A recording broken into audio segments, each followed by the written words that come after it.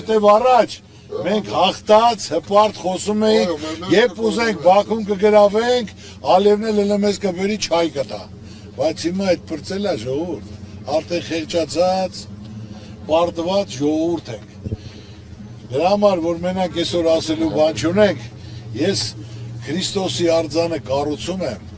իմ ժողովրդանից, որ դա մենք հայ ժողովրդով ենք կառուցում, որ մենք աշխարհին ասելու բան ունենանք, որ մենք աշխարհի առաջի քրիստոնյա ազգ ենք, որ մեր երկրին ավելի մեծ ճանաչում տա, տուրիզմ զարգանա, միլիոնավոր մարդիկ գնան, մեր երկրում փողեր ծախսեն, այնպես որ սպասեք լավ փոփոխությունների, որ գործել կլինի, փողել կլինի, փոքր ու միջին բիզնեսն էլ կզարգանա, այդ որ միլիոնավոր տուրիստներ եկան,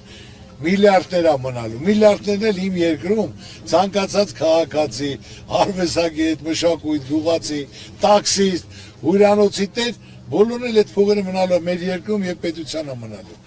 Ավելի զարգանալու է, տուրիզմը զարգացավ, ներդրողները շատանալու են, որ ինքնին հիմա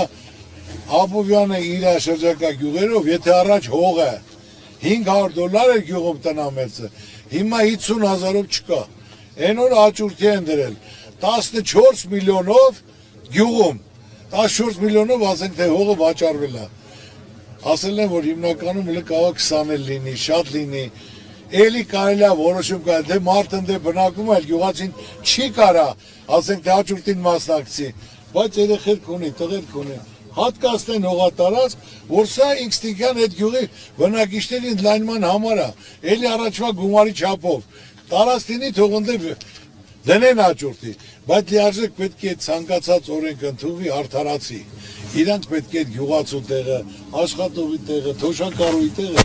իրավիճակի մեջ մտնեն ժողովուրդ, մարդը գիշերը պետք է հանգիստ կնի, մեկ Աստված վերևից նայում, ով ինչի արժանա, նրան արժանացնում է, Աստծուց առաջ չես կարողանես, իրա պահվածք, իրա մտածելակերպը, իրա գործունեությունը, հենց դա իրա հավատքն է, դադարք խոսալով չի, հավատացեք ինձ։ Ձեզ հալալ լինի կողմից, Արուգան, իրոք մեր եկեղեցին, որ կառուցեցին, կոմունիստների ժամանակվանից նախատեսված էր, որ եկեղեցին վերանորոգ են, փլուզված էր եւ այլն, եւ մեծ գյուղ է, էլի։ Հալալի, էլի դուք հալալի ձեզ վերանորոգեցիք, ձեր ժողովուրդը գոհ շնորհակ, այդ մի հարցում, ես մնացած քաղաքականության մեջ չեմ խառնում։ Դրա համար ես ունենք այգու ցավը։ Դուք արել եք ապրեք։ Ժորա ջան, ուրեմն հարգելի ժողովուրդ, չխառնվելը ճիշտ չի, չեմ ասում այսօր գնայի ձայն տուր, ես ասում եմ գնացեք բոլորը,